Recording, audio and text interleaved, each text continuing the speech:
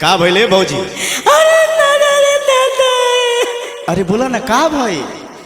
अरे नदी के बेटी हमारे भत्ता के फंसा लेला रे दादा। की भौजी की? अरे वो सतनिया रे दादा।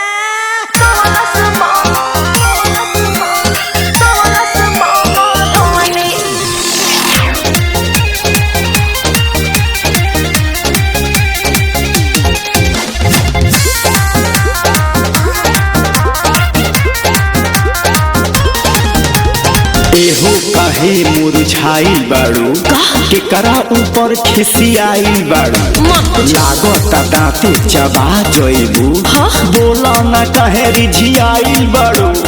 हे भगवान सुना झोटा का बारो बोलू गला सारो बजो करे तारो नरवानी झोटा का बारो बोलू गला सारो बजो करे तारो नरवानी सीधा साधा हमरा रजो के।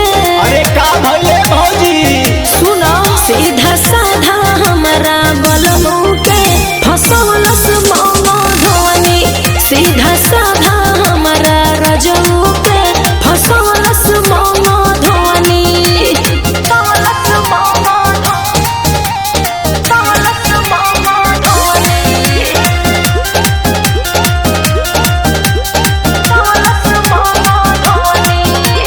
सोची सोची आधा हमर हो गइल शरीर हो ओकरे चलते फूटल बाटे हमर तो कदीर हो। खेला बड़ा बरियार हो गई। अच्छा कैसे न उनका प्यार हो गई? आयो दादा काहे न उन पे ध्यान दिहलू कि दिलवा में तीर आर पार हो गई। सोची सोची आधा हमर हो गइल शरीर हो ओकरे चलते फूटल बाटे हमर तो कदीर हो। एही रे उमरिया दुखवा कहाँ से हम पानी सीधा साधा हमरा रजो के। आगे बोलो भौजी बोलो।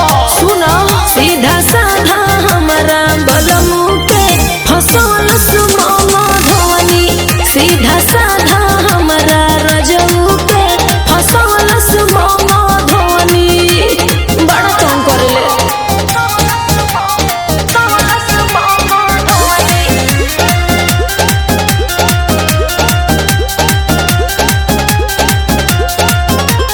जियात जिंदगिया में ओगिया बनागल सोची सोची माथा हानि भइल जाता पागल। माफ कर गलती स्वीकार हो गई। ओए जिंदगी में भूल पहला बार हो गई। अब कबो ऐसा न शिकायत मिली। हाँ। साचे कोहिला तुझसे प्यार हो गई।